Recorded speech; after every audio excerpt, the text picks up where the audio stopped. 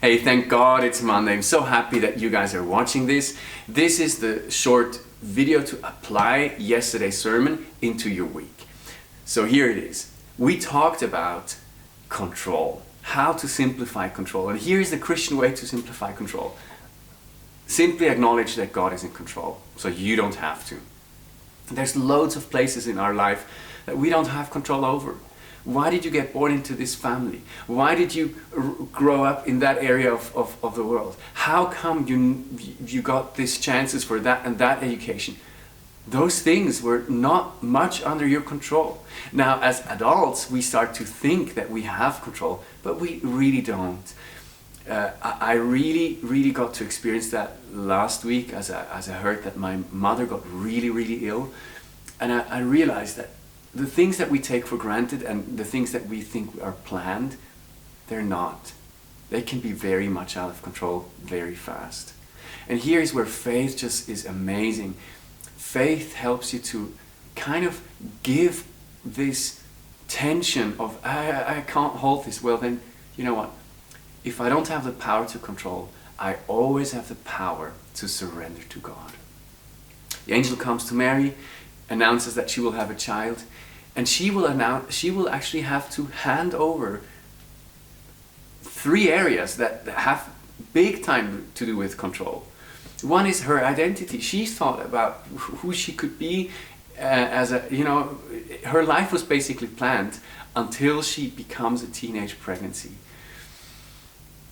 And that was, at that time, a big issue. So she had to find a new identity. The new identity that she finds is a servant of the Lord. Second thing is she had to kind of give away control over the process. She asked the angel, how will this be? Since I'm a virgin, I can't do it. And the answer to it is the Holy Spirit will overshadow you and He will make it happen in you.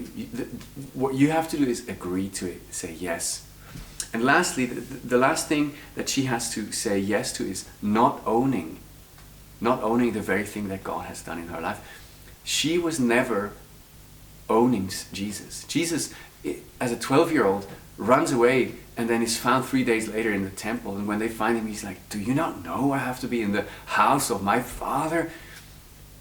How tough must that have been for Mary, right? But this was called the Son of God. This will be born in you and it will be the Son of God. So here's the point. We don't have control over the process. We don't have control over identity. We don't even have control over the things that God has entrusted to us. They're all borrowed. Your children, they're borrowed. One day they will go out of the house.